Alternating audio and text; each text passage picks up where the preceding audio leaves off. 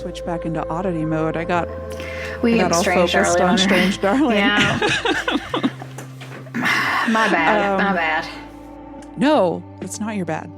It's sort of my bad for watching it last night. I did, however, I rewatched Oddity last night. Oh, that's good. I didn't, and I wish that I had rewatched it today. We'll get into it. I think that it will jog. Okay. I think discussing it will jog your memory because this is a tight movie with a lot of interlocking pieces that like fit perfectly together. That's true. My extracurricular today was that I did watch the short films by the director.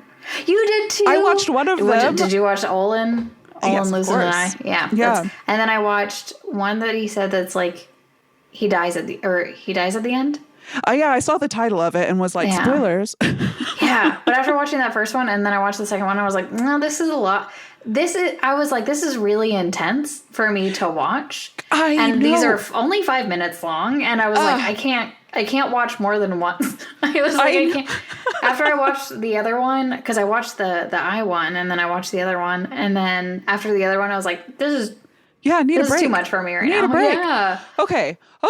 I'm glad. I want to get so much more into that. But before we do, let's intro the show. Mm-hmm. Hi.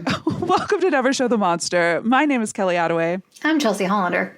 And today we are discussing the film Oddity, which came out in 2024. I feel like it did not get a ton of press. It certainly didn't get a very wide release. It got released here.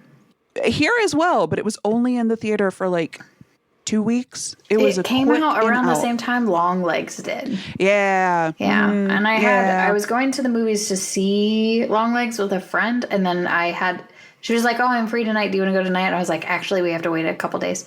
So instead she went and saw Oddity because she still wanted to see a spooky movie. And I wish I had gone because this seems like it would be fun to watch in the theaters. Gosh, I bet. Okay, So let's give a quick descripto and then let's talk about our experiences with it. Let's quickly tell people to watch it or not watch it. I guess it's obvious, kind of. I think watch. Definitely watch. Yeah. Okay, now we'll go through the Okay. So this is part ghost story, part murder mystery. It felt very literary to me. It felt right?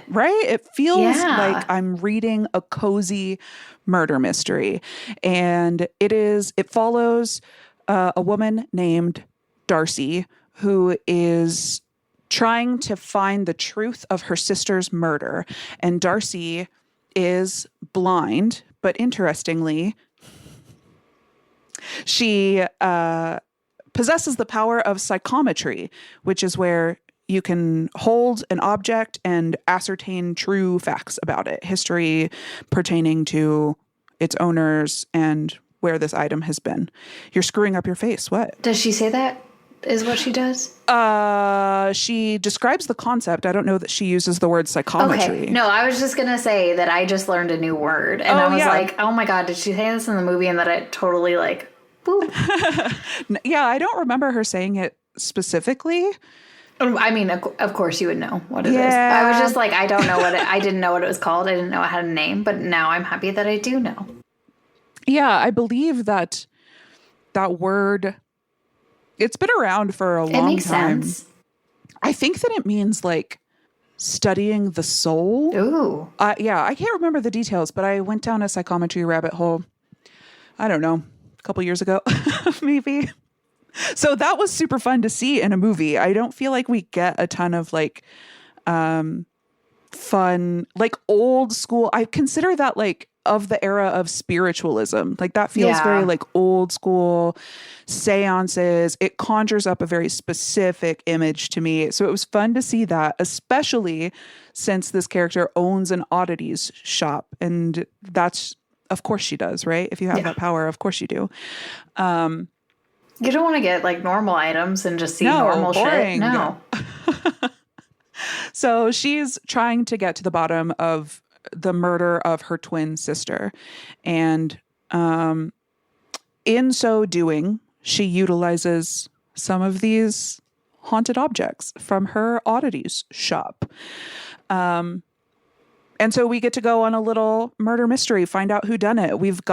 It truly feels like a mystery novel. Like we've got a very small set of characters and everything interlocks. So let's run through the credits. Written and directed by Damian McCarthy. This is only his second movie. His first one is called Caveat? Yeah. Which I haven't seen. Did you watch it? I haven't, but I think I've seen it on is it on Shudder? Yeah. Mm-hmm. I see it all the time. And I'm like, I should watch that. And then after I saw in looking it up today, I was like, I should have watched this before to see what it is. Same. Exact same experience.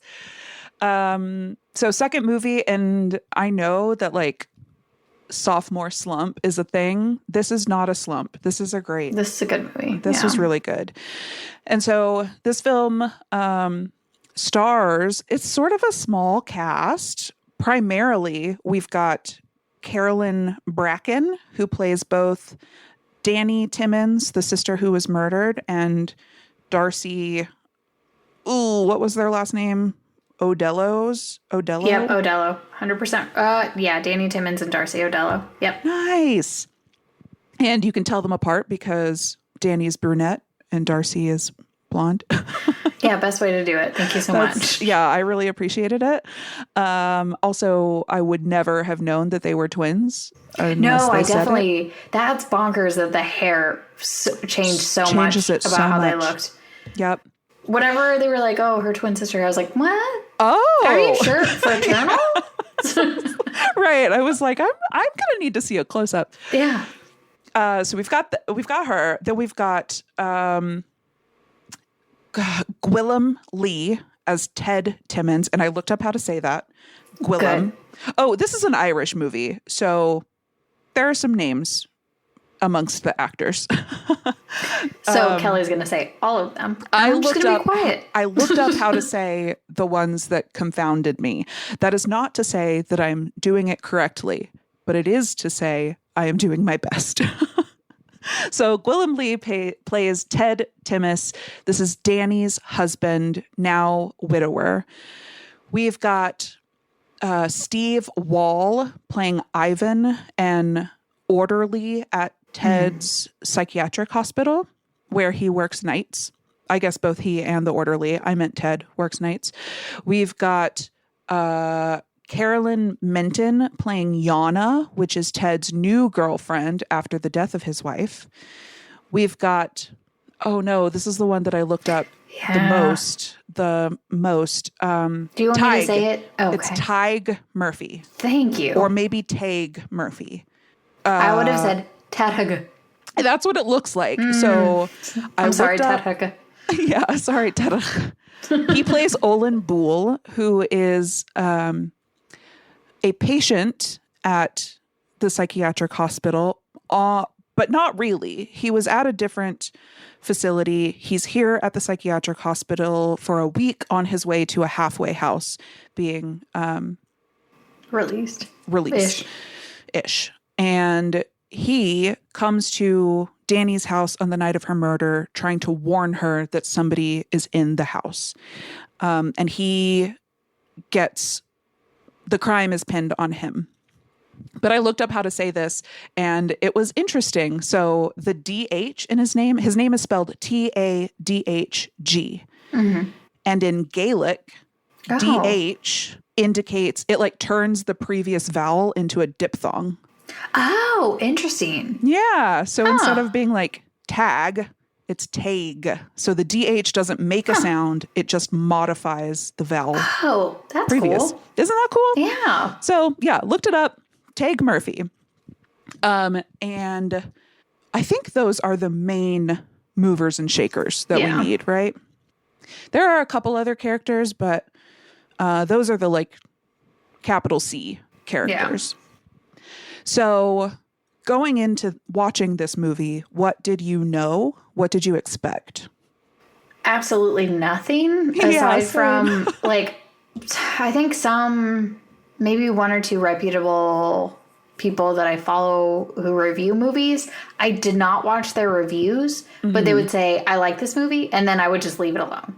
And I was like, I'm not going to learn more about it. And then my friend who went to see it before we saw Longlegs said it was good. So I was like, okay, nice. So I know I'm in for a good movie. But it was, I was watching it and folding my laundry, which I do sometimes. And I remember that specific, there was just a scene, and I think we're going to talk about that scene probably most in depth, but that I just paused it and I was like, what would I even do? What would I do? What does somebody do in this situation? What do you do? And I like had to pause and like think about it. Like I was like going through something and watching that, and I was like, that is such a fucking crazy question to ask, because that's a good question, but what do you do? There's no winning. You're losing no matter what. What do you do? Oh my God.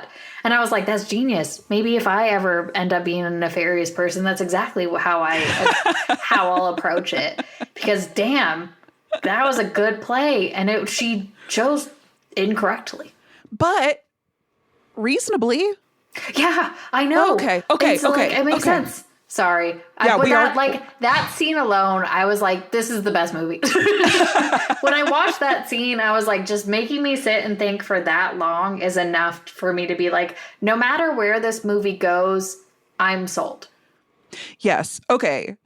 Yes. So let me just express what my experience was, and then let's zoom right back into this. Okay. So I also didn't know anything about it. I had seen excitement about it. Like, this was released at South by Southwest. Oh. And it's an indie movie. Like, I feel like Ireland is doing horror right now. Like, this is not the first Irish horror movie we've seen this year. Are you going to say another one? Because I can't think of another one. Yeah, The Watchers. Oh, shit. Yeah. Okay. Yeah. Well. And then there was a bad one we watched. We didn't do an episode on it. Oh, God. Well. We did do an episode on that one. I would say that The Watchers was not good, whereas the one I'm thinking of was bad. Baghead? Oh. I would have been okay talking about that one. Oh, yeah, I would have been fine talking about it. I am it just now wasn't forgetting everything movie. that happened. That's for the best. Yeah. I'm pretty sure that one was Irish. And sorry, I'm trying to say that Ireland is doing good things. I feel bad that was amongst my examples. I mean, they are. I mean, Oddity is a great example. Oddity is a great example. Yeah. So, yeah, I didn't know anything about it. I just had seen the poster for it. Which, first of all, I just was like, pale lady, blonde, short hair. I'm getting Tilda Swinton vibes. This is going to be weird. This movie's going to be weird. I thought there was going to be more seance-y. Same. Yes, exactly. Not really. No. Mm-hmm.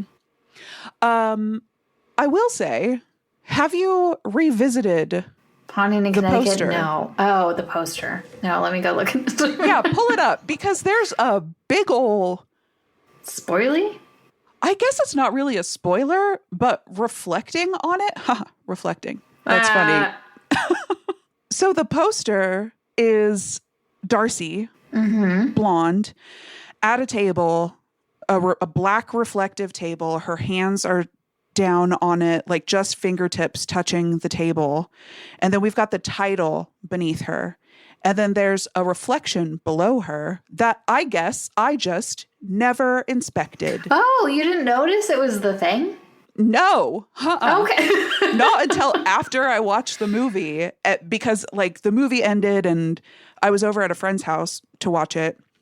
Movie ended and the title card comes up, or the poster comes up, and we were both like, wait. That was there all along. Because there is a giant golem in this movie, which is, I don't know, is golem common knowledge? I read a lot of weird stuff, so I can't tell anymore. I don't think it is common knowledge, because if I hear it, I just think of Lord of the Rings. Oh, sure. But then whenever I was reading the stuff for it, I was like, oh, it's Jewish folklore, it sounded like. It is. Mm-hmm. But yeah, I didn't know anything about it. I didn't know that that was a thing. And I said, you should look up more about this. Guess who didn't? Guess it was like Kelly will. So. Well, I didn't. This is just information that I have. So a golem is from Jewish lore. I want to say from like the Middle Ages. This goes back and back and back. So the idea is you can make a creature out of mud or dust or dirt or whatever, objects or like strata from the earth. And you form it into the shape of a man, I think is typical. Maybe you can do other critters. I'm not positive. And it is to do your bidding. I think not typically in an evil way, but maybe. What's the non-evil thing? Would it go and tickle like someone? I need somebody to help me build my house. Oh. Or that makes a lot more sense. Like maybe you could make a Santa Claus golem to go deliver the I just thought about manual labor. We're not going into capitalism in this. This is not the podcast. That's for Debut Buddies. Sorry. If you want to hear us rant about capitalism, go listen to us on our other show, Debut Buddies, which we host with our friend Nate Regolia. It's a podcast about firsts and capitalism. And capitalism. Anti-capitalism. So I don't know. I guess I don't know all of the like specifically Jewish lore. I mostly know this from, for example, the X-Files. Okay, that makes sense. So that checks out. And so that's what we have in this movie, though this is carved from wood rather than like sculpted out of a malleable substance. And I don't know how much of the plot to give away at this point. Let's just get up to... We're just assuming everyone's seen it. Yeah. I mean, as always, usual spoilers disclaimer. We will get there, but let's talk about up to the question that we need to discuss. Yes. So the movie begins with Danny, the twin who will ultimately meet her demise. Yeah. She is in this old derelict Irish stone house, probably centuries old. It appears that they are refurbishing it. Is that how you describe a house? Renovating it. Renovate, yeah. And she also first of all, she has a beautiful rusty cabled sweater that I just loved. Second of all, we learn pretty quickly, is like into spooky stuff. Yep. She's got her camera set up in the main room, set on a timer to take photos regularly, trying to catch a ghost. She calls her sister, says, all I've gotten is orbs so far. But unfortunately, she doesn't actually get to speak with her sister. She just leaves a voicemail. Yeah. She also calls her husband, and they just sort of touch base. Yeah. And then night falls. She's staying at the house tonight. She's going to work on the house until she gets tired. She's got a little cozy tent set up in the main room where she's going to sleep. So cute. Yeah. Love that. I don't know if I would put it in the middle of our room. Why? What? Yeah. Sorry. I don't understand. This might be how I like sleep, with my bedroom door open and my feet out from under the covers. Like I do out from under the covers now. Oh, you're so brave. I know. Growing up. It might be like from no, it can't be. Because I didn't, people say this all the time whenever they work in law enforcement, is that you always sit in the back corner so you can see every exit and every entrance. Oh, I think it's Oh, I see what you're saying. I didn't like the orientation of the tent where it was facing one way and not the front. Yeah. Yeah, I didn't get that. Yeah, I didn't like that either. It's also a tent and not a solid-sided thing. So it keeps in the warmth, so it makes sense that she has it. Exactly. And I guess if you're not worried about anything at all, then it's fine. Yeah, I think maybe she's just more confident than we are. Yeah, I like her confidence. I like it a lot. The fact that she was willing to stay. She was like, I'm just going to stay the night in this really old, creaky, old castle thing. Yeah, no electricity. We're dealing, this is a flashlight situation. Yeah. I don't know. None of that bothers me. But I do feel like I would have rotated the tent 90 degrees. That's fair. Like, at least facing the front. Like, because you need eyes on the entrance. Yeah.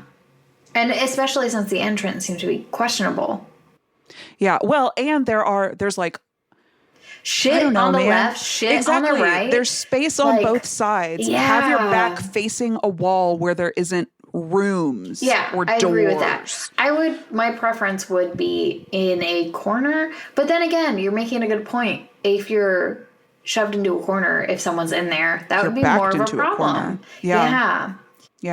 Because it would also be tempting to put it on the second floor and look down, but then you're in the slasher trap of running upstairs. Unless you have one of those like fire escape window things that you drop out the window and you can crawl out. That's what I would have. Yeah, smart.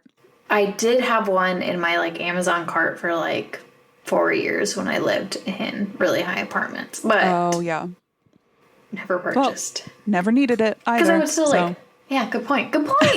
Yeah, genius. So yeah, she's here alone at night, and she went into town for dinner and must have misplaced her phone. We don't know where the phone is. So she is back home. It's dark. She goes out to the car to look for the phone, leaves the front door open behind her. Not a great move. I get it. You think you're alone. Yeah, it's like out in the countryside. Because I'll go to my car and I won't. I don't lock the door. No. I do close it. I close it for sure. But if you think you're completely, like, if I was at my, like, dad's house who lives out in the middle of nowhere, I might leave the door open. Not at night. No, I'm not trying to get bugs. During the day, I would. Raccoons in the house. That's fair. I am. Raccoons can be friends. I mean, you're right. Raccoons, I'm changing my tune on that. They're getting cuter and cuter. Same with possums. But mosquitoes? No, I'm done with those. I saw a mosquito yesterday. Oh. They should have died. They should not be here right now. R.I.P. to the climate. Bless. Anyway. Okay. Go check out Baby Buddies for more of that. Yeah, so she goes out to the car, can't find her phone, goes back in. As she's going back in, she like hears something outside.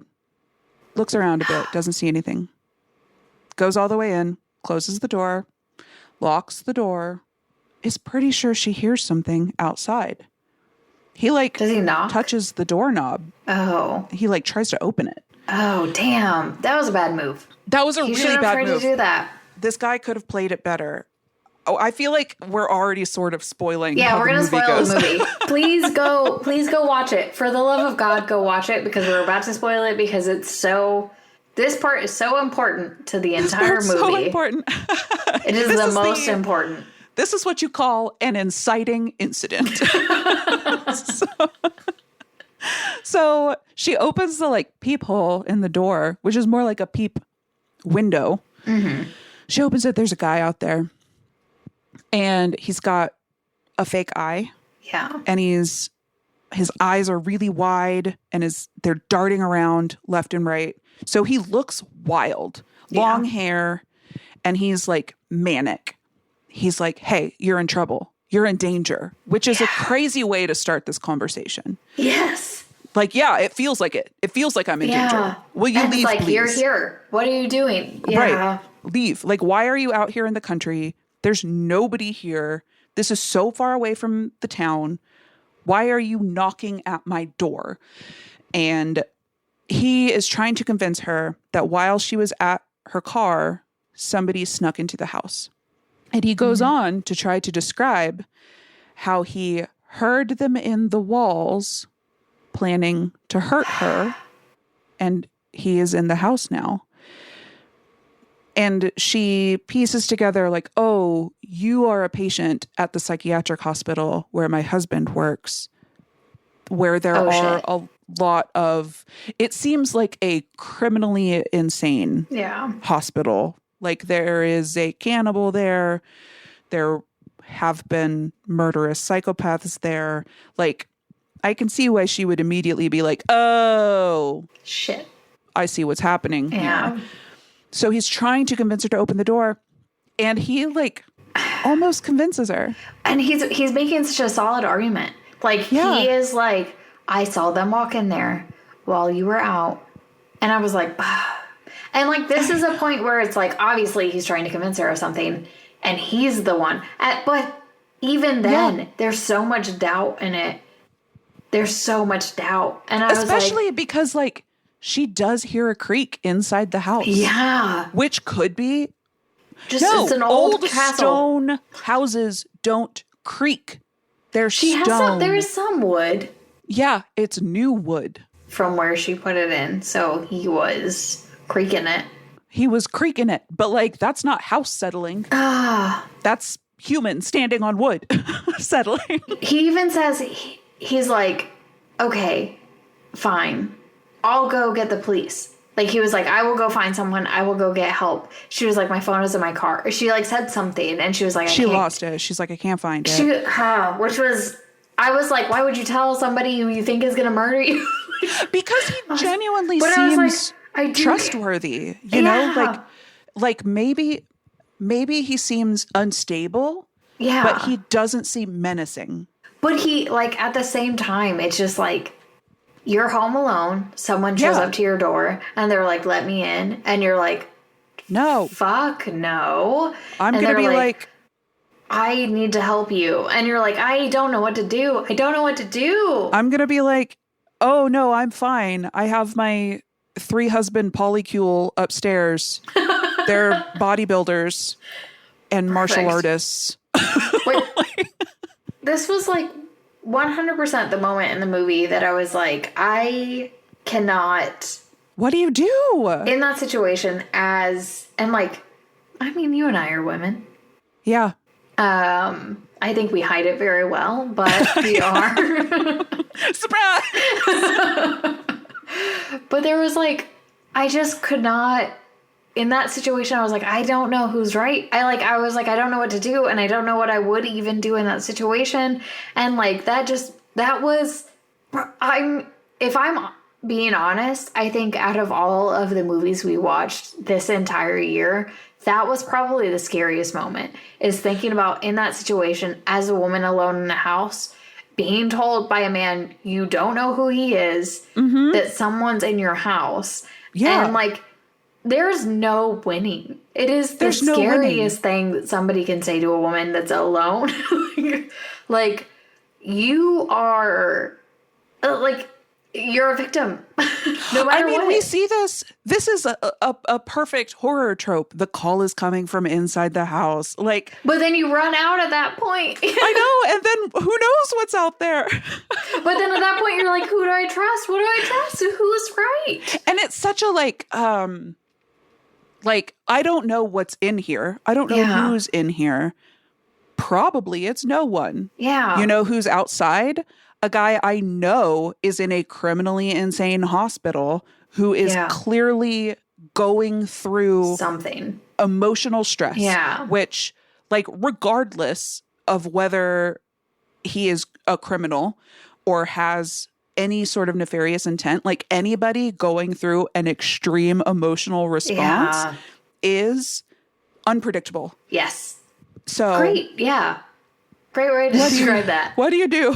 Yeah. So what do you do? Like, I can see this threat. That was the most heightened moment I have felt in a long time in a movie. Yeah. Just like to the point where I had to pause it and be like, oh my God. Oh my God. Oh my God.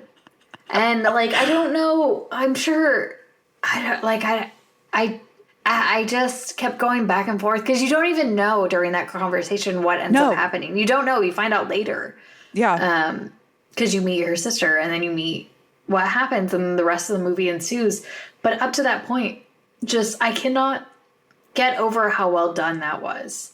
Yes. That's like a perfect, it's so simple. Yeah. It's so simple and so effective. Like, that's so scary. So scary. Being afraid of the knock at the door, that's like primal, right? This is like... But it being so much worse. Three Little Pigs. Yeah. I had 2 people come to my door the other day, and I do have like a Ring doorbell. Not a Ring. I have a off-brand. Knockoff. Yeah. And they... I am okay with it because I found out from my friend recently who is Mormon. I knew they were 2 Mormons based on how they were dressed. Yeah. But they cannot come into my house. Also, the movie Heretic, which we haven't seen. Oh! Yeah, which we need to see. Yeah, we really do. That movie is, based on... I knew that they couldn't come into my house because I didn't have a man home. Oh. But I was also don't want to open the door to 2 men. No. No matter... They can yank me out. I don't know why they do that if they're going to abide one law or one like religious law and not another. And I'm sure it's probably part of what they've been taught, but they knocked really hard and then they rang the doorbell. And I have 2 doorbells because I have a fake doorbell and a real doorbell. Or they're both real doorbells. I don't understand things. But they rang both of them and then he knocked really hard again and it was just me. And I was like, fuck. Leave that. And then I watched the videos later and they had been talking about how one of my neighbors had been very mean to them. And I was like, fuck, I love this neighborhood.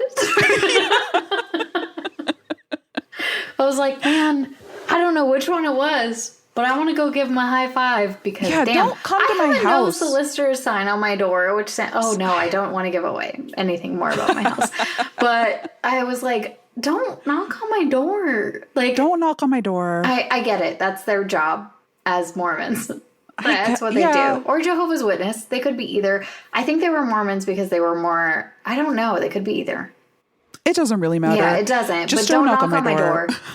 Don't knock on my door. But goddamn, this entire scene was the height of any type of anxiety I could feel. To the point where I think I even paused it and I didn't come back to it for a while. Oh, because I kept ruminating on this question of like, what would I do in this situation? Because it's so hard to answer that.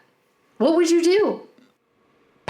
So, okay. I would have opened the door. I am the worst. I am so trusting. I should not tell this out loud to people. Here's what I think I would have done. So, he ended up proposing, the man at the door, Olin, ended up proposing what I think is a good idea. I will go into town and call the police. You stand here by the door. Yeah. So he leaves. She keeps hearing something in... I would have walked outside. Yeah, good point. I would have gone outside at that point. I would have gone and locked myself in the car. Yeah. I've got better visibility. I mean, hopefully she had her keys. Did she have her keys? Yeah. Wasn't there something weird about the keys? No, until later. That's... Okay. Yeah. That's... Yeah. So like I would have left and gone to town or waited in the car. Like... But I say that now with full hindsight. I'm very good at being like, there's no way somebody's in the house. There's no way. So I think I would have talked myself into just being like, it's fine. Okay, he'll call the police and then the police will show up and I'll explain that he's a patient. Like, I don't know. I don't know what I would have done. I will say. Yeah. So I mentioned I saw this movie at a friend's house. Yeah. This is my buddy, Justin. I've mentioned him before. Likes horror movies. My local horror movie buddy. We usually go to the movies, to the theater to watch horror movies because his wife does not like them. That's fair. She was out of town though. But listeners, thank you for being here for this. Yeah. Thank you. I'm assuming you like horror movies. If not, you like us. If not, you like us explaining the horror movies to you so you don't have to watch them. You're welcome. Thank you. So she was out of town and he was on call for work. So we were going to go see maybe Smile too, actually. But he was on call for work. Yeah. So he was like, do you want to come over and watch something? I was going to make him watch Longlegs or Late Night with the Devil. But he was like, let's watch something that you haven't seen. And I was like, fine, Oddity. So I went over to watch it. And I love Justin. We've been friends for 10 years at this point. And I've been to his house 1,000 times, but he hated Oddity and you can't talk to him anymore. Oh, okay. No, he loved it. No, he's great. He almost always has good taste. Almost. So I went over to his house, and their like media room is in the basement, and their basement is huge and labyrinthine. Oh. So yeah. So even though I've been over there to his house 1,000 times, they moved. So I haven't been to this house 1,000 times. And I don't know that I've ever been over there without his wife. So he's like, come into my basement. And then like leads me. It's not like a hallway and then rooms off the hallway. It's like you go into this room and then there's a hallway, and then you go into this room and then there's a room after that. Oh, and then weird. There's a room after that. And so it's like, it's just a little. What is it? A shotgun house where you room after room after room? No. Oh God. The basement is just weird. It's like a little like rabbit den. It's like there are some weird hallways and some just rooms connected to rooms. Like, I don't know. And so I'm just following him, and the longer we're walking, I'm like, fuck, I just cask of Amontillato'd myself, didn't I? Like my friend Justin, who I love dearly, like, well, murders women when his wife is out of town. He does love horror movies. You don't know, man. Movies. You don't know. You never know. Or he could be the guy at the front with the one eye. Yeah, he's a good like, guy. Come out. No, and you're like, he's good. I don't know what to do. He's a good man. But I don't know. I just thought it was funny that like we finally got back to the media room, and I'm drinking this drink he just made me. God knows what's in it. And I'm like, I know and love you, and yet I still am a little bit uneasy. I mean, no one has a basement like that isn't a little weird, right? Right. And it's like filled with toys from their kids and like paintings that they've done and like but cute still a family labyrinth. Art. A labyrinth. Yeah, just going through it and trying to figure out how to get. Yeah. And so the experience of going to watch the movie, I was like, this is weird. You can't trust men. And then this scene happens, and I was like, this is exactly what I'm talking about, Justin. Yeah. Like, you can't. Who do you trust? Who do you trust as a woman alone? What do? You can't trust anyone. It's so scary. It's so scary. And for being written and directed by a man, good job. Yes, I agree. Good job. You portrayed exactly what it feels like every time a man talks to a woman. It was like, what's more dangerous, this guy in front of me or the guy behind me? I don't know. Might be behind me. I also don't know. Unfortunately, she chose incorrectly. She stayed in the house. And, oh, God. And then she made a poor decision, in my opinion. What? Gets in the fucking tent. The fucking tent and closes the door. Go look at your camera before you go in and close the door. Stay by the door. Stay by the door. Get ready to unlock it and run out. Yeah, do exactly what we just discussed. Stick to the plan. Understand. Yeah. I'm not worried about you in that situation now, and I feel confident and I feel good. Yeah. I mean, oh, God. So, like we said, she has this camera on a timer that's taking a photo like every second, every 3 seconds, something. So she grabs the camera. She's clearly still unnerved. So she goes in her tent, zips up the door, starts looking through the camera, sees a man in a mask is in the house. Yeah. So obviously she's scared. I do appreciate that she wanted to yelp and didn't. We've talked about how I think that I would be really silent in a scary situation. And I think she did a good job of that. Job. Yeah. And then she's like, okay, I got to get out of here. So she unzips the tent flap. There's nobody there. Oh. This is a really good jump scare. Yeah. Because she doesn't see anybody. And then he like leans into vision. Oh, so scary. It was so bad. So scary. So we see him like move as if to go into the tent, and then there's a smash cut to him sitting outside the tent, and the camera is outside of the tent. We see him sitting outside of the tent, and we could just see blood splattered on the walls of the tent, illuminated from her flashlight inside. I thought how I thought the pacing, once again, this is somebody who watched it a while ago. I watched it probably like over a month ago, maybe longer. I don't know. Yeah, I can't really recall. But and I might be fixing the movie in my head to make it even better, so you're welcome. But how I saw it was the entire plot with the sister who came in, she didn't find it out that it was another guy until the end because she had gone under the assumption it was the one-eyed guy for so long. And the moment she found out was at the end when she like held the camera or something. No. Oh, God. Well, I rewrote it to make it better. No, I don't think that's better. Oh, damn. Sorry. So we know that it wasn't Olin Boole. Yes. She knows that it wasn't Olin Boole.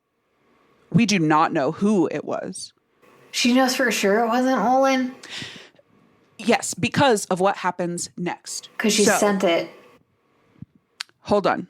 Okay. I will explain. Gotcha. So this was sort of like a cold open. This was almost like a prequel. The death of Danny. Yeah. And then it's a year later. It's almost a year to the day of Danny's death. And Ted, Danny's husband, goes to the Oddity shop to see Darcy. Because she has wanted to get her hands on the glass eye of Olin Boole. Yeah. Who was recently killed, sort of brutally. I guess maybe not recently. A while ago, he was killed. He was killed at some point. And while he was in the halfway house to which he was released. Oh, and, yeah. Another person at the halfway house finds his body, sees whatever killed Olin Boole, finds his body, keeps his eye. Now, that man has recently had a heart attack, and they found Olin's eye, and Ted now has it and gives it to Darcy. And then she touches the eye and finds out. And then she touches the eye. And she wanted the eye to learn, like, did he have any regrets? Did he feel guilty? Why did he do it? Yeah. Yeah, like, what the fuck happened here? And so she touches it and learns that he did not kill her. And so now she's like, okay, I gotta find the fuck out what happened. So this is when it becomes a whodunit. But I think that she knows already that it was Ivan, the orderly. Ha ha! Spoiler.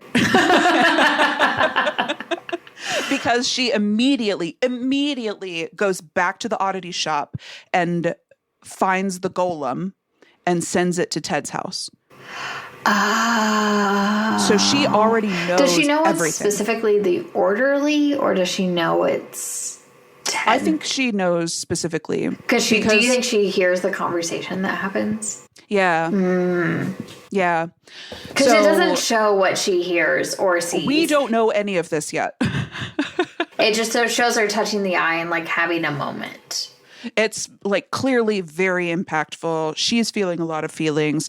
And so she runs back to the Oddity shop. She goes to this chest in the back of the room and sort of bows in front of it. And up above her are a bunch of oddities. One of which is a little monkey with like cymbals or a drum. I can't remember which I think was probably a reference to the Stephen King. Yeah. There's a movie coming out about it. What's it called? Written by Osgood Perkins. Yeah. Written and directed by our boy, Osgood Perkins. Yeah. I think it's just called The Monkey. Perfect. And then there's also a little rabbit with human eyes that I guess was the object in Caveat. Which is similar to the short film. Yes. Yeah. So we'll talk about that. Yeah. We'll talk about that. So, so she immediately, I think that she knows everything. Okay. That's right fair. now. I think that makes sense. Yeah. So she sends this chest to Ted's house. We still, as watchers, we don't know everything. We just know that like her touching the eye affected her, and she went and sent this. And then we see her show up at Ted's house, where he lives with his girlfriend, and they seem unpleasant to be around. Yeah, for sure. Yeah, not great. Not great. I understand why the girlfriend, Yana, is in a bad mood. So she's being asked to stay out at this house where Ted's ex-wife died. And you'll recall, this is only a year later. Yeah. So she's out there alone at night because he still works nights. And it's weird, in my opinion, that they live in this house. Yeah. Where his wife was brutally murdered. That is weird, in my opinion. So I can understand why she's like not feeling good by that. And so she's like, I don't sleep well at night. That's fair. Hearing things. Look at these. I found this camera that belonged to Danny, and there are pictures of her on it. But also look at these two that I took the other night, and you can clearly see Danny standing in the corner. So like, what the fuck is that? And he's like, oh, double exposure. And I'm like, that doesn't happen on digital cameras. And then she explains that she thinks she saw her. Yeah. She thinks she saw the ghost of Danny. And he's like, that's insane. I'm a doctor. I believe in facts. And she's like, ugh, fine. Probably I'm just sleep deprived and I'm seeing things. She convinces him that they are going to move back to her apartment in the city. Fine. Yeah. While they're having this conversation, Darcy shows up. Yeah. And Yana is like, yeah. And her weird trunk showed up earlier. So there's this giant wooden trunk that we just saw in the Oddity shop sitting in their kitchen or their dining room. And Darcy comes in and she's all, I thought we agreed that I would come over on the year anniversary. And Ted is like, no. I don't remember that. What? I have to go to work. And Yana's like, I'm going into the city. And Darcy's like, okay, well, I'm going to stay here. And everybody feels weird about it, including me. I felt weird about that. Yeah. Would you let her just stay in your house? I mean, I would. I'd let her just stay. Yeah. I would be fine. Honestly, as the girlfriend, I would have felt more comfortable with her there than with her not there.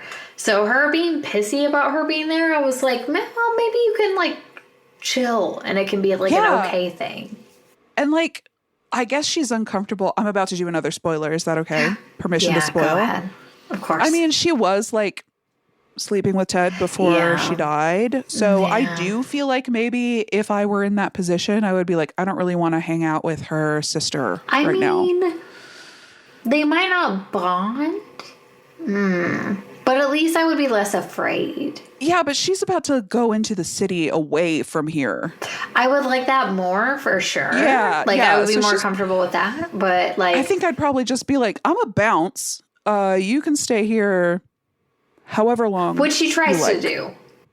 Exactly. That's what I'm saying. Like, I know that Yana is pretty unlikable, but I don't disagree. I also like her. Yeah, I was like, I would hang out with her over Yana. No. I would hang out with Darcy over Yana. Yeah, I'm saying Yana is an unlikable character. Oh, Yana's unlikable. I thought you were saying Darcy was unlikable. No, I love Darcy. Yeah, love Darcy.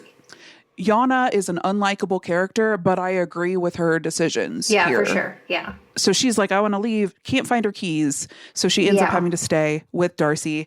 Ted goes to work. Things get weird. Things do get weird. The thing in this chest is the golem we were discussing earlier. Yana doesn't know that. Ted doesn't know that. To them, it's just a giant man-sized wooden mannequin. And Darcy's like, a witch gifted this to my mother. I want you to have it. I guess if you don't believe in anything, fine. Exactly. But if you do, you're like, get it the fuck out of my house. I don't know that I would be like, get it out. I just would be like, under what circumstances? Yeah, is it good? Like, is it a blessing in the house? For what purpose? A blessing? And I liked that, I liked this bit of conversation because Ted says to Darcy, oh, well, if you inherited it from your mom, are you sure you want me to have it? And Darcy very carefully chooses her words and says, I think she would be very glad I sent it here. Oof. Oof. Fuck you, Ted. Yeah. From me and my mom and my sister. So Ted leaves. It's just Yana and Darcy. And they don't pull any punches. They're like, they just speak frankly. Yeah. Like, they're just mean to each other. Yeah, it's pretty cute. I liked it. Yeah. I thought it was refreshing. Like, yeah, let's not fuck around. But this whole time, the golem seems to keep moving. Yeah. And you know what? We haven't described what it looks like. Okay, go for it. Are you going to try? Sure, I can try. Okay. So I mentioned that it looks carved from wood. Yes. And it sort of looks like desiccated flesh. Yeah. Like it's clearly that's a good wood, description. But it's been like carved into a lot. It's carved into a lot. You can see like a lot of the wooden texture, like knots and veins of wood. Yes. But it also looks like it's been bog body flesh. Boo. Or like mummified. Definitely mummified. Flesh. Like it's got lots of wrinkles. Lots of wrinkles. It looks very tight. Yeah, that's what I was going to say. Yeah. Wrinkles that are hard. Yeah. It looks very, very tight. Yeah. And the most notable thing is that its mouth is fixed in a scream. Yep. So that's cute. And I really want... This is such a conflicting setting for me with our thesis of never show the monster. Oh. Because the golem, they never call it that. I'm going to keep calling it that. That's fair. Because that's what it is. The monster is seated at the head of the table in the same position I described Darcy being in on the poster for the movie. Oh, yeah. Hands resting on top of the table, sitting upright, mouth in a scream. Yep. And it's just there for all of this drama between Darcy and Yana. It's just sitting there, witnessing. It's like this ever-present presence. Yeah. And we see the monster. Mm-hmm. I don't know. Is that the monster? Well, we can get into the definitions of monster. Okay. Let me rephrase. The supernatural entity creature. In the film. Yes. Yeah. And so it's just sitting there. But I think that was really effective. I agree. It's just that it didn't move at all, and that was very scary. And then sometimes it moved, and you're sometimes like, "What the fuck?" But it was like, okay, but wait, did it? Yeah. It like the movement was that it was looking up. It was like, and you're like, am I crazy? Or did I, especially because was it always like this? Yeah. So like Yana is upstairs. She looks down at it, and the whole time it's been looking forward directly. But when she looks down at it, it's looking up at her, and she freaks out. And when she looks again, it's looking forward again. Mm-hmm. So it's one of those like, I'm on edge. Did I actually see it in a different position? Did I imagine it? I haven't been sleeping. I'm thinking I'm seeing ghosts. Like, well, I can't trust my perception. So that's like, this is. So I've been trying to think why this works for me and why I'm not like, put it back in the box. Hide it from me. Why does this work? Why am I okay with it? I think there are a couple reasons. The most obvious of which being it's a practical effect. Yes, I was gonna. Yeah. But I also think that it is, okay. So here's a memory that I keep coming back to for this specifically that I think is a key to unlocking what I'm trying to put into words. Okay. So, in high school, I had a drama teacher. Mm-hmm. You probably knew her, Mrs. Thompson. Mm-hmm. She was... Didn't know her personally, but I know who she is, yeah. You know of her. Yeah. She was a force to be reckoned with. So I was in competitive acting, which was called forensics, which is whatever. We don't need to get into that. But she was like scary. She was a little bit, I don't want to say mean. She was stern. She was very strict. She was like, here's how you behave, and here's how you perform, and here's how you practice, and here's how you work. And she told a story. Sometimes she would like get a wild hair and tell us like a story of when she was like young and beautiful. Oh my gosh. And yeah. And she was in the Beatles music video. What? For no, can't remember the song. No, okay. Na, na, na, na, na, na. Hey Jude? Yes, thank you. Okay. Jeez. Wow. Their most famous song. Okay, cool. Yeah. Well, whatever. She was in that music video. Okay. And she talked just about that like a lot. In a crowd. I feel like probably everybody knows this. I only remember her saying it once. If that had happened to me, that would be the only thing I tell people. You're like, I've got one I don't anecdote. matter anymore. Yeah. No, the story that I remember, which I also only remember her telling once, was that when she was like a young ingenue acting, or not yet an ingenue, I guess, on her way to ingenue, but she was like a young actress, and she was cast background actress. She was like a maid. Okay. And she was in tension with the ingenue, the young leading lady. And she decided that she was going to steal a scene from her. And so as a maid, she was to come in and set a drink on a table and then leave and then exit stage. And this was like a big dramatic scene for the leading actress.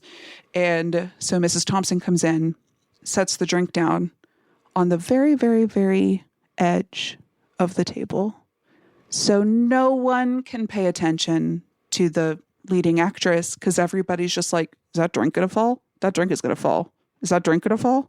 That drink is going to fall. That drink is going to fall.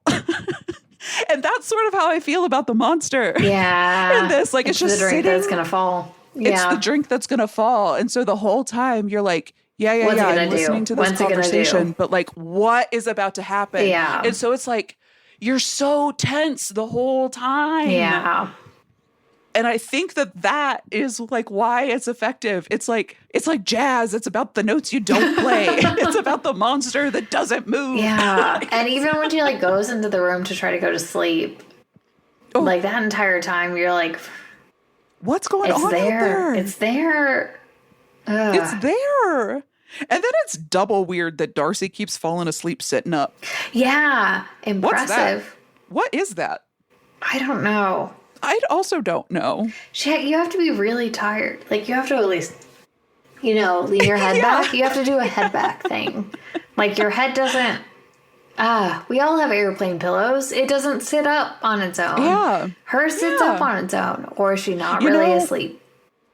Maybe she's not really asleep. I sort of wondered if she was like, that's sort of what I wondered. If she was like trying to get to her sister. I thought maybe throwing her consciousness into the golem. Oh, yeah.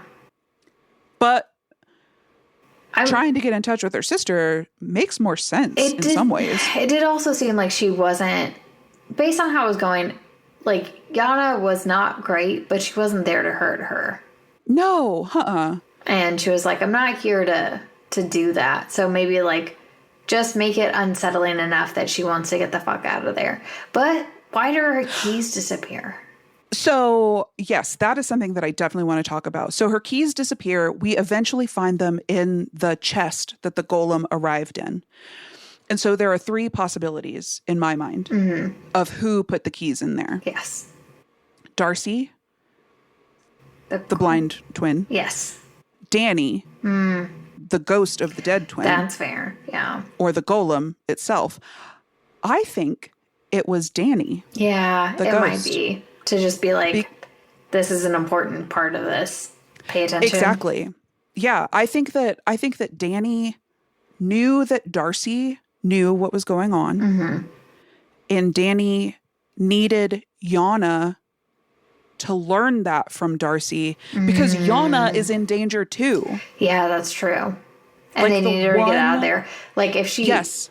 Even if she just left, she needed to leave with a purpose. Like, she didn't need to leave and be like, okay, well, I'm just going to leave, and then I'll come back in the morning. It's like, you don't want to fucking come back. Yeah. Yeah. You need to not come back. Like, I think that Danny was trying to save her. Like, the one word we hear from Ghost Danny is telling Yana to run. Yeah. Like, she tells her to get out. Like, I think that this is a movie about women supporting women. Oh, I love it. 10 out of 10. Written by a man. Written by a man. Yeah, I don't know. I mean, once again, did capture that beginning so fucking well. Yeah, exactly. Thank you. I didn't look into it, but there was a woman with a lot of roles in the credits with his last name. I suspect wife. Yeah, she was like, this is how women feel all the time. Yeah. And he was like, gotcha, that's really scary. Let me put it into a movie. That's super scary. And you're like, I'm going to make a movie. Thank you. A lot of women are going to be very afraid of it. So great job. Yeah. 10 out of 10. So, yeah, eventually, Yana is scared out of the house. She finds her keys. I think that she handles seeing a ghost in her bedroom really well. Yeah. Not too bad. Not too bad. Especially, we watch a lot of scary movies, and we see a lot of people make really irrational decisions. For sure. I love that she left, and then permission to spoil another big thing. Permission. When Darcy dies in the house, Yana messages Ted and is like, do not fucking call me again. Yeah. That's a lot of dead people in your house, and it's weird that you still live there. Yeah. We are done. We are done. And I really appreciate that. I respect that. I think she did the right thing. I've spoiled a lot, but I haven't women supporting women, but also women dying. But also women dying. You're right. Lots of women dying.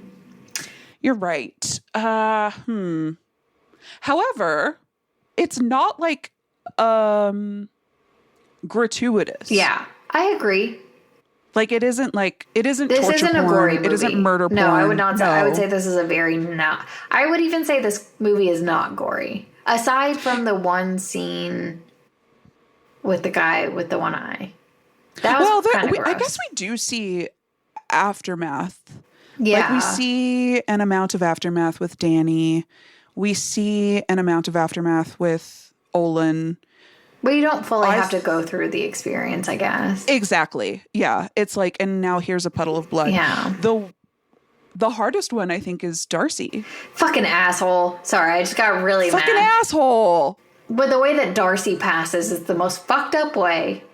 And that guy's a bitch, and I don't remember his name because he doesn't deserve... Oh, his name would fucking be Ted. Right? His name would be Ted. Apologies to any Teds out there. Yeah. Thanks for listening. 5 stars. No, he sucks. And here's the thing. Is he sucks from the start. Mm-hmm. Like, the minute we see him, I was like, boo, Ted. Yeah. This guy sucks. And then, yeah. I mean, she has to stay at home at the weird castle thing. He said something, he's like super dismissive. Yeah, that was the part. Like, straight away. Yeah. Like, straight away. She's like, I don't like being out here. And he's like, well, grow up. Yeah, don't love that. 2 out of 10. So, Yana's gone. Yana's gonna. Yeah. Oh, you're so smart. I don't feel good about that. I'm so sorry to tell you, but that is going to be the title of the episode. Jesus. Where do we even begin to piece this together with Ted? So Ted's a bitch, and he comes back, and then Yana left, called him, and was like, I'm leaving, and then he goes back to the house because okay. Yeah, he goes to the house to see what the fuck is going on, and then is talking to Darcy, and he realizes that Darcy knows everything.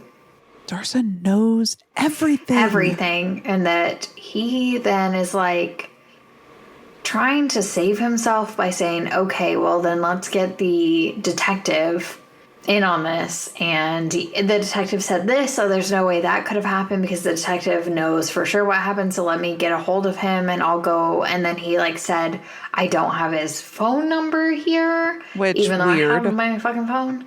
And then he put his phone down and he said, I will call this phone, you just have to pick it up. Because there is just one spot in the house that has cell service. Yeah. It's on the second floor. It's at the end of a walkway. This is the only spot in the house that has cell service. And he's like, here's the phone. Darcy's blind. Here's the phone. When it rings, pick it up. It'll be the detective. He's going to walk you through exactly what happened. Again. Yeah. And then she says, okay. And then he leaves. And then he leaves to go talk to the orderly to tell him to murder yet another person. Wait, no. To make sure that the murder occurs. What happens is I guess that's more accurate. He calls the phone and he had opened up a door that went straight down. A trap door. Yeah. Because not only does she know everything. So she says some curious things in this conversation.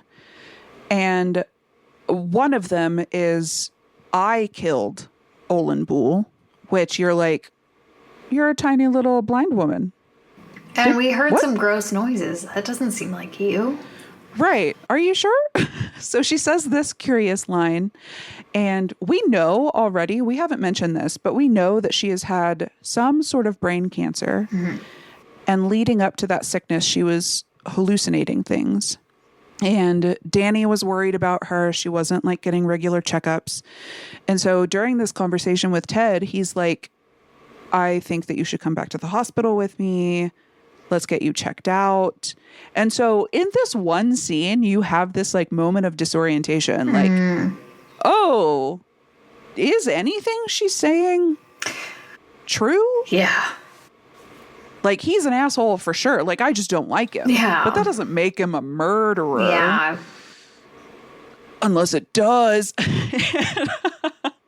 So, yeah, he goes back to the hospital, talks to Ivan, this orderly who definitely killed his wife.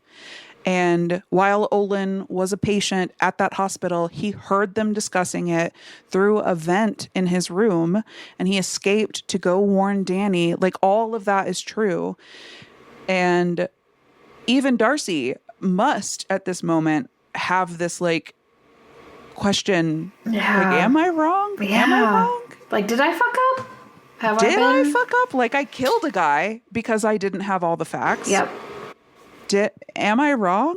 And so the phone rings and she's clearly experiencing a lot of stress around it. She like goes back and forth on whether or not she's going to pick up the phone.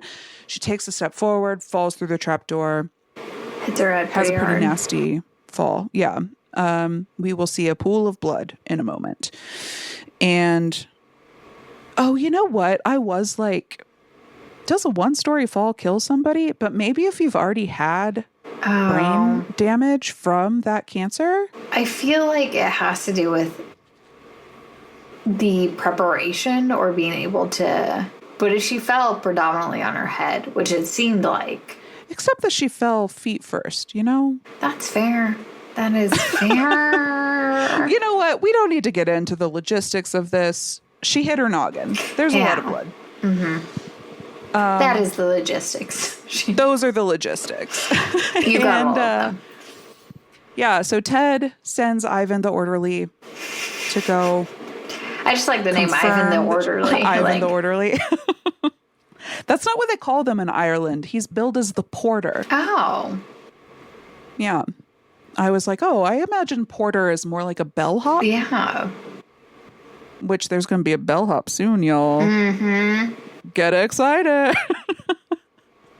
Yeah, so Ivan gets there. She's definitely dying. He confirms with Ted. And Darcy has a moment where maybe she's going into one of these trances again. Yeah.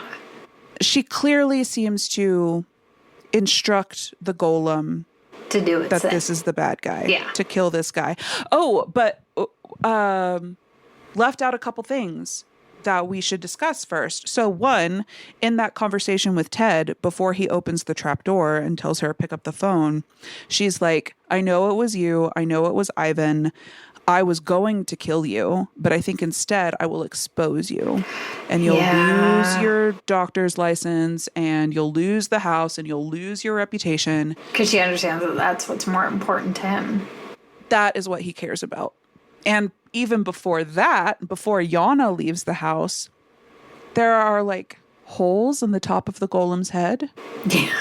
And she like fishes out some items from these holes. Why, would you ever do that? Would you do that if there was? Yeah, absolutely, absolutely. I'm fishing stuff out of those holes. Leave it for a couple days, or at least while she's here. I'm not gonna fish stuff out of the head for a little bit. I know it's a gift, but I'm gonna wait before I start tearing it apart. That's a fair point. Yeah, I would probably wait until she left. Yeah. I'll tell you what I wouldn't do. She stuck her dominant hand into its mouth. Yeah, I don't know why. Why? I think that at that moment I was like, don't do that. Why are you doing that? I'm not even telling her not to put a hand in the mouth. Like, I understand curiosity. But you still want your dominant Use your hand. non-dominant hand. Use your non-dominant hand. I had to fish something out of the garbage disposal the other day. Bitch, I'm using my left hand. Non-dominant hand. Yeah. Right hand's not going in there. Smart. I am just considering the possibilities. Yeah. So she fishes out of there like a photo of the twins when they were kids, a photo of them as grown-ups. Lock of hair. Tooth. A lock of hair. The normal witchy stuff. Just normal stuff. A vial of blood. Yeah, it's very witchy. Yeah, that's true. Yeah, after seeing that, I'd be like, there is something with this. I don't know what it is. Yeah. Hope it's good. I'm going to leave it alone. Doesn't seem good. Seem good. That's fair. But I don't know. I'm like, I don't know what your intent is. I don't have problems. I'm going to go. Well, and I even got worried. Yana and Ted were like, we'll throw it away when she leaves. I'm like, don't throw it away. You can't throw it away. Like, you can't throw it away. You got to call someone. I don't know who you call. I mean, you called Darcy. Ghostbusters? That's who you call. Oh, yeah, Ghostbusters. Sure. Yeah. So that is some information. So it looks like Darcy reaches out, makes a connection with this golem who awakens. We finally see it up and about, and it is following Ivan the orderly, the porter. Which, love that. Love that. Fuck and that Ivan guy. is responding appropriately by being afraid of it. He's so scared. And he does get injured, but Darcy unfortunately succumbs to her injuries before Ivan does. And then we wake up with Ivan in the psychiatric hospital, tied to the bed. And Ted, the doctor, comes in. And we learn a couple things. We learn that the police, I guess, eventually came to the house, collected Ivan, found Darcy dead. But before that, Ted went to the house and found the wooden golem and lit it on fire, burned it. So that evidence is gone. What a bitch. Golems take a long time. There was a lot of carving that went into that. That was art. Hate it. Just take the stuff out of its noggin. Yeah. Take the witchy stuff out. So beautiful. It belongs in a museum. It belongs in a museum. Beautiful. Have you seen the art nowadays? It's fair. It's the same. Yeah. It fits. You're right. No, you're right. You're right. I was just thinking about it, screaming face. We're going to get back to the plot. Did you notice that in Ted's office, there was that art? Yeah, that was the same. Behind him? Yeah, it was like a medical diagram of a human body with its like neck, its like chin elevated and its mouth open in the same pose. I thought that was nice. That was a nice little thing that they did there. So yeah, Ted has Ivan put in the hospital, and we find out that Ivan used to be a patient in the hospital he was a psychopath. And Ted told, what am I trying to say? Ivan had requested a priest. Of the nurses, he requested a priest. And we had some conversations earlier that indicated he was Catholic. Sorry, I just remembered what happens next. Oh, God. Yeah, so we learned earlier that Ivan grew up in a Catholic school, and he has a lot of disdain for that. I think we can make some inferences what they were trying to say. But he goes back and vandalizes the land of the school that he used to go to. And we find out from Ted that he used to be a patient here, and we're putting him back in and keeping him from seeing a priest because Ivan wanted to confess. He says that going to prison for life or the death sentence even would be better than eternity in hell. And Ted is like, no. You can't be confessing because it'll come back to me that I had you kill my wife, and we can't have that. And so throughout the movie, we have seen little snippets of a patient in the hospital sort of gnashing at face coverings. Yeah. He has Hannibal Lecter style. Pretty gross. And that patient is let into Ivan's room, and we just see him take a chomp of Ivan's feet. And I think we can go ahead and take a guess that what keeps happening. Oh, yeah. And Ted gets away with it again. That's 3 murders that we know of. Does he? So he goes home. And he finds a package from Darcy on his front doorstep. So smart of Darcy. She was like, so smart. If this doesn't work and everything goes bad, I'm still going to win. I have a theory about that. Let's get through the plot and then we'll come back. So Ted opens this package, and in it is a help desk bell that you would find at a hotel. We've seen this object in the movie before. At the beginning, he went to the Oddities shop to see Darcy to deliver Olin Boole's eye. And she had this in her hand when he came in.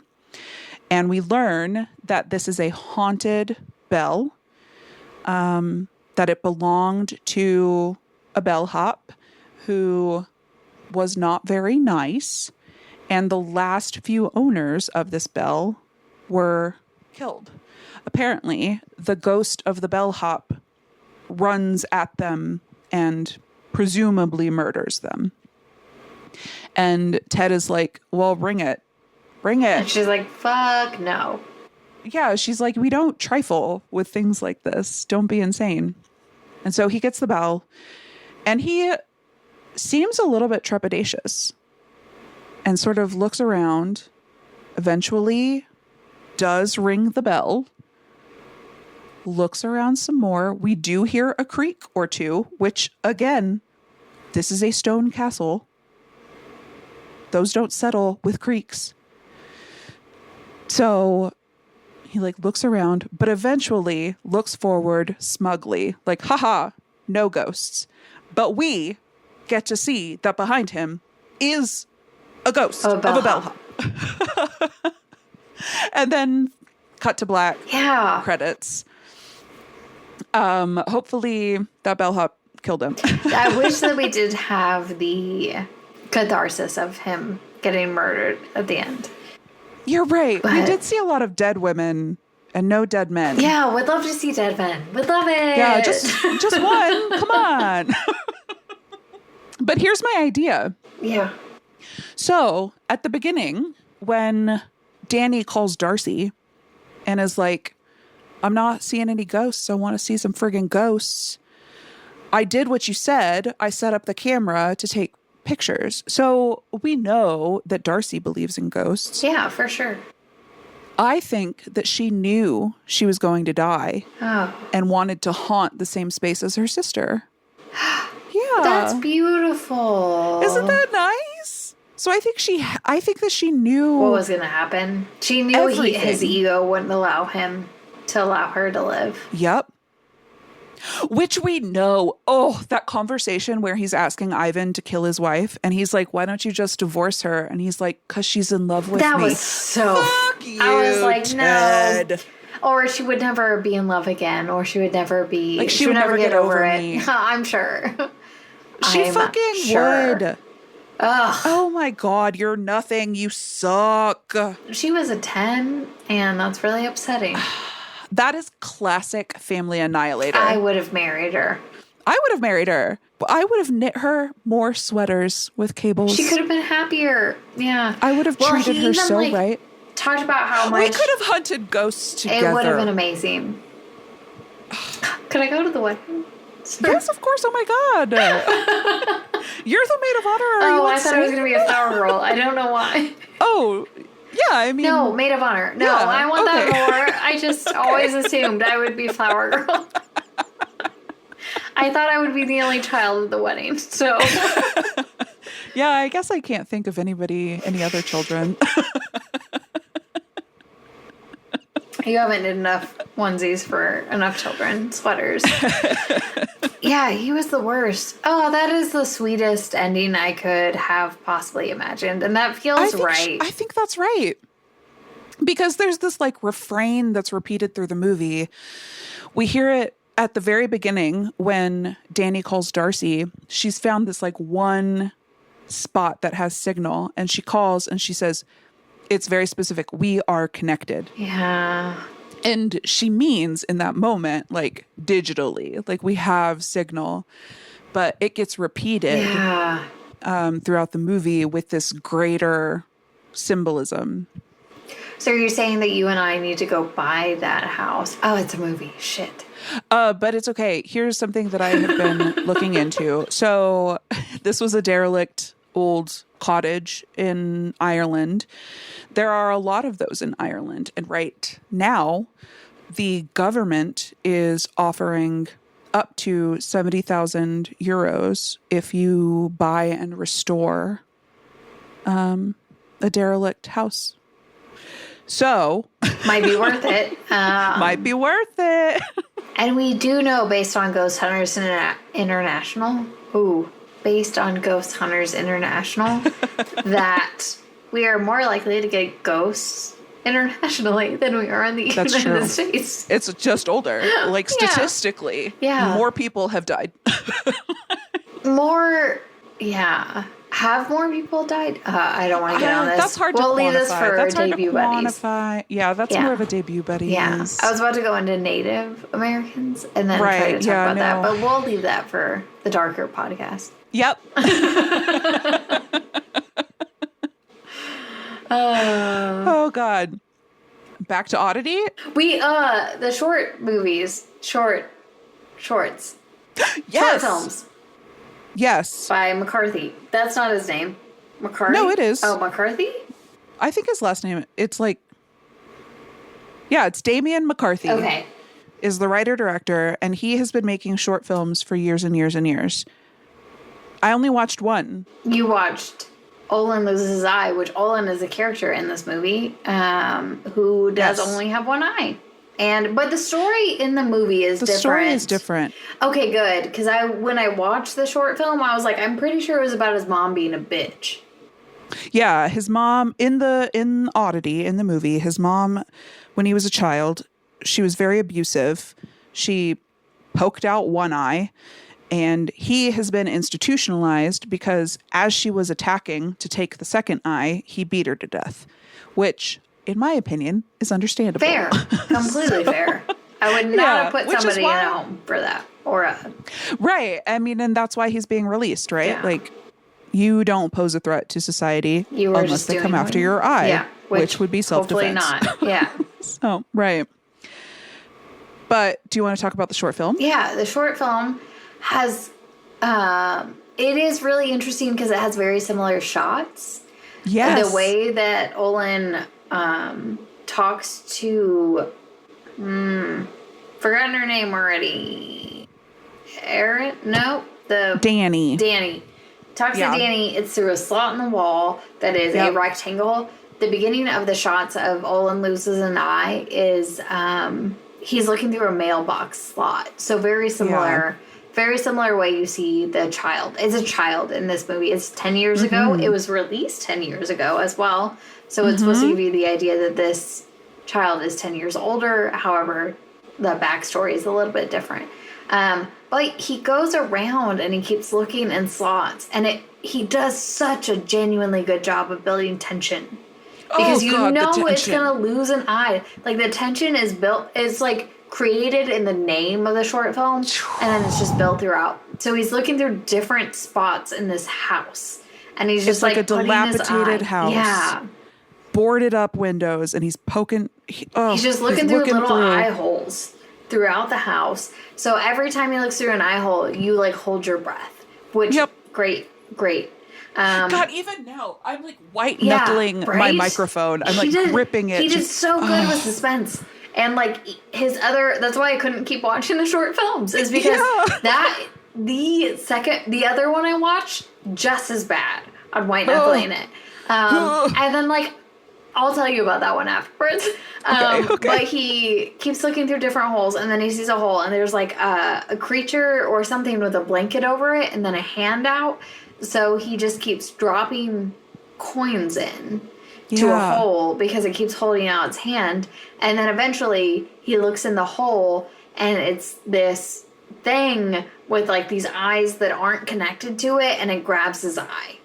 And it pops just plucks it out. Just plucks it out so fast. It's a 5-minute film. It's on YouTube if you want to check it out. I watched he dies at the end, and that was about a man at a computer. Never experienced that before. I'm already nervous. And it's like a game that shows up on his computer while he's working that's like, do you want to know how you die? And it goes through questions, and the questions are so like, they're like, do you know if someone's standing, or are you home alone? Are you alone? And then you have to say yes or no, and you have to answer, are you being honest? And he like says yeah. He like looks behind him and he says yes, and he keeps looking behind him, and it even says like, do you know the person that's standing behind you? Is one of the questions. And then like he looks behind him and there's nothing there, and then he like says, I just got goosebumps. Yeah, I just got it's goosebumps. So scary. It's so scary. Like, the end of it is a little not as scary, but the fact that, like, he builds the tension so fucking well. Oh my god! To the point where I like started a third one, and I was like, my nerves can't do it right now. I can't take it. I can't do it. It was so good though. I was so impressed with his short films, and they're in like, he has like 6 online right now on YouTube, on his own YouTube channel, and I 100% recommend watching them if you just want a little scare. Just a little scare. If you're just like midday eating your lunch and you're like, I need a little scare. I could be spooked out right now. Yeah. So good. They're like creepypastas. Yeah. They're like creepypastas. Oh my god. So good. And that, okay. So I've been thinking about all of this eye imagery. Yeah. So in Olin Loses an Eye, is that what it was called? Yes. That made me think of like lost his eye or something like that. Yes.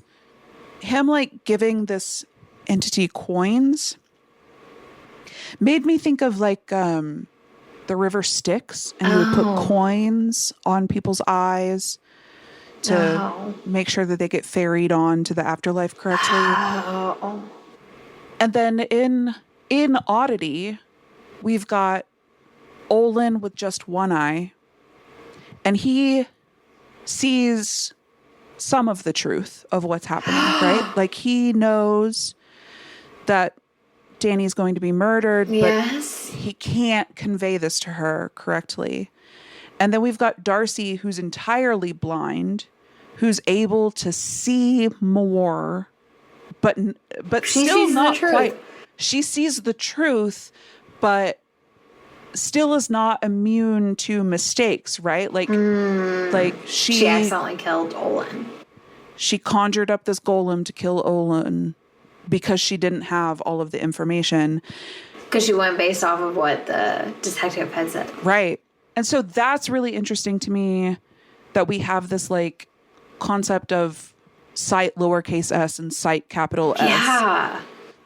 And then I also thought it was interesting that Olin has one of his eyes is like a fully saturated color, and then the other is very pale. Mm-hmm. And we see that mirrored in the twins. Danny's brunette, wears saturated colors. Darcy's blonde, wears pastels.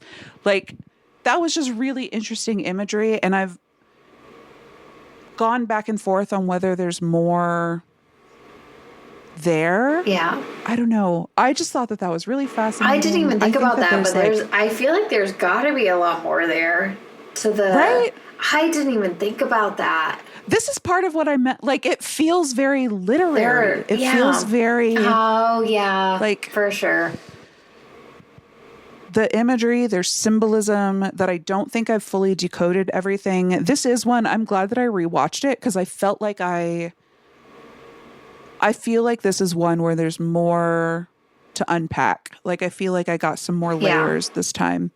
And so maybe next time. For sure. That's a great insight on the amount of eyes. Yeah, there was just so much about SIKE. Like, I didn't even think about the fact that it's... I don't know that I would have until I watched How Olin Lost an Eye. And then I was like, oh man, this guy's obsessed with eyes. He is, yeah. And so I read an interview with the director. And the interviewer was like, there's a connection here between this short film you made and Oddity, and we see this bunny character from Caveat in Oddity. Like, what? Talk more. And the director was like, I'm sick of like extended cinematic universes. That's not what I'm doing. These are just like... Happen to be like, I have these things. Yeah, he's like, these are just things that I'm interested in. He does collect oddities. He like just goes to antique shops and charity shops. So it could just be like people who are fans will notice. Yeah, they're essentially Easter eggs. And the interviewer was like, oh gosh, I should have written it down. He said something like, these are just the fingerprints of imagination. Oh, I love that. Yeah, and so did the director. He was like, that's a great way to put it. Yes, that's exactly what it is. Like, these are just the concepts that I'm interested in, and so they're going to turn up time and time again. He's like, I probably would never make a prequel or a sequel or whatever. Like, fair. That's totally fair. Though I do think, how fun would it be to have like a Pushing Daisies style murder mystery TV show starring Darcy. Yeah. She would be kind of bitchy, but I'd watch it. I'd watch it. I think that she would just be direct, you know? I think that I feel like you just made me feel like an anti-feminist. Just Well, I'm about to make it worse. I feel like she would be no bitchier than like Benedict Cumberbatch as Sherlock. You know what I mean? That's fair. I feel like that is completely fair. But like, I feel like Lee Pace's character was very a pushover. Oh yeah, he was. He was a little. He was darling. Like soft. Yeah. So I wouldn't see her like that. No. I just mean like that premise of him and his cop buddy solving murders because he can wake the dead. Oh yeah. You know what I mean? She's doing the same thing, but holding objects. I don't know. I think that's a great idea that I think he should pursue. I'd watch it. I'd watch it so hard. So hard. I would get an Acorn subscription or whatever to watch it. That's the like British one, right? That's the British. It's like... I don't know. That's the subscription where you get the British stuff. I'm not a British. I don't have the British... I have so many subscriptions, but I don't have the British one yet. So I'm gonna have to get that one because I want to rewatch Midsummer Murders, which the later seasons stars Gwillem. Oh, Ted. I recognized him. Wait, when the movie started. Oh, we don't like Ted. Gwillem. We don't like Ted. Gwillem's great. Fine. Yeah. Yeah. As far as I know. We'll support Gwillem. Yeah. As far as I know. Support Ted. Boo, Ted. Yeah, boo, Ted. Yay, Gwillem. Yay, Gwillem. As far as I know. I want to support I've already forgotten his name with the accent that I wouldn't expect. What? Tag. Yeah. I like Tag. I want to see him in more stuff. Also, he's really handsome. Yeah. Yeah, right? I mean, in this movie, not a little unsettling, less. A little unsettling in this movie, but it was all picture, and I was like, shit. Yeah, I was like, hubba, hubba, ding, ding. All right. What's going on here? Yeah. Say more. Mm-hmm. Say more. Mm-hmm. Yeah, very handsome. He genuinely only has one eye, and that like comes up as like a plot point for a lot of his characters, I guess. Just as long as he doesn't show up at my door and then creepily go up to it and like just don't fall on and be like, I'm not trying to kill you, but it feels like you are. Well, when you say that, I don't know how to feel comfortable. Oh boy. Okay, I just wanted to make sure that I name the man who designed the creature. Oh, yes, please. It appears I didn't write it down, so it's just going to take me a second. I want to say it's like maybe Paul. Yes, Paul McDonnell designed the wooden man. That's how he's credited in all of the credits. Wooden man, not golem, but that's what it is conceptually, a golem. That's fair. So Paul McDonnell, he did it all over Zoom. He was never on set. He never has met the writer-director in person. It was all over Zoom. They designed it over Zoom. Like the director sketched out some, here are my rough concepts. He took it and ran with it. And then he sculpted it on a Zoom meeting in front of the director. And they did feedback over that. That's crazy. That's crazy. He did a great job. That column was amazing. Yeah, I agree. It's very I'm not afraid of it because I didn't murder anybody. Right, I'm safe. But it was a very scary visual. Glad he made that. Yeah. Yeah, very glad he made it. I'm going to watch Caveat for sure. Oh, yeah. Yeah, highly recommend this. Yeah. I'm going to watch more of his short films. And going to watch whatever he makes in the future for sure. Yeah, I'm keeping an eye on this director for sure. And so come back in 2 weeks? Yes. Okay, come back in 2 weeks. We will be discussing Strange Darling. Okay. Strange Darling. We'll be discussing Strange Darling.